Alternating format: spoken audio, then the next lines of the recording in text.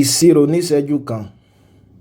Nínú ẹ̀kọ́ ṣáájú, a rí Pythagoras theorem gẹ́gẹ́ bí òfin gbòógì ní trigonometry.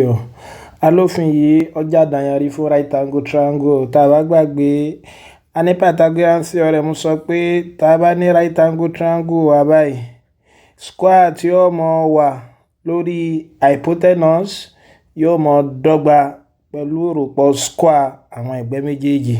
So tí wàá bá wọn sọ, òun náà ni pé táyé pé lè bá jẹ́ A tí lè jẹ́ B, ajá sí pé square tí ó máa wà lórí hypotenuse yóò máa dọ́gba pẹ̀lú ìròpọ̀ square àwọn ẹ̀gbẹ́ méjèèjì. A ní Pythagoras theorem yìí ó ṣàǹfààní láti máa wá àwọn ẹ̀gbẹ́ àbí ìhà tí wọ́n bá fún wa.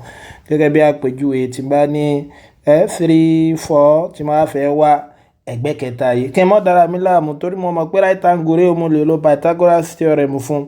Òun náà pé nínú right angle triangle mi báyìí, square tí ó máa wà lórí hypotenuse mi bí báyìí yóò máa dọ́gba pẹ̀lú kíni o, ìròpọ̀ square àwọn ẹ̀gbẹ́ méjèèjì. Ajá sí pé lè ọmọ jẹ́ 9 plus 16 s square is equal to 25 is equal to 5.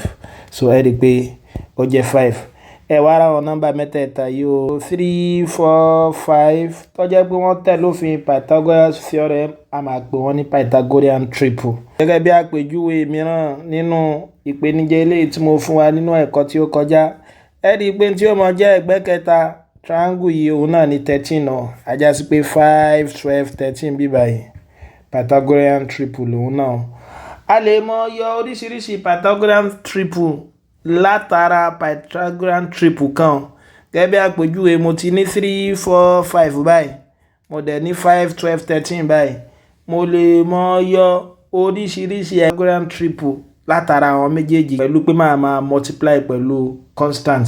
Gẹ́gẹ́ bí àpèjúwe, tí bá multiply àwọn nọ́mbà yìí pẹ̀lú 2, ẹ rí pé yóò fún mi ní 6 8 10. Bẹ́ẹ̀ ni Pythagorean triple kan lélẹ́yìí. Tí bá multiply eléyìí náà pẹ̀lú 2 10 24 26 Pythagorean triple kan náà ni o. Tí bá tún multiply in tí mo tún níyẹn pẹ̀lú 2 náà, 12 16 20 20 48 52 Pythagorean triple òun náà. Kódà tí bá multiply rẹ̀ pẹ̀lú 3 18 24 30 Pythagorean triple òun náà fún mi. Jẹ́ sẹ́ẹ̀lì fún mi ní àpẹẹrẹ àwọn Pythagorean triple márùn-ún. Ẹ fèsì yín sí abala ìrísí.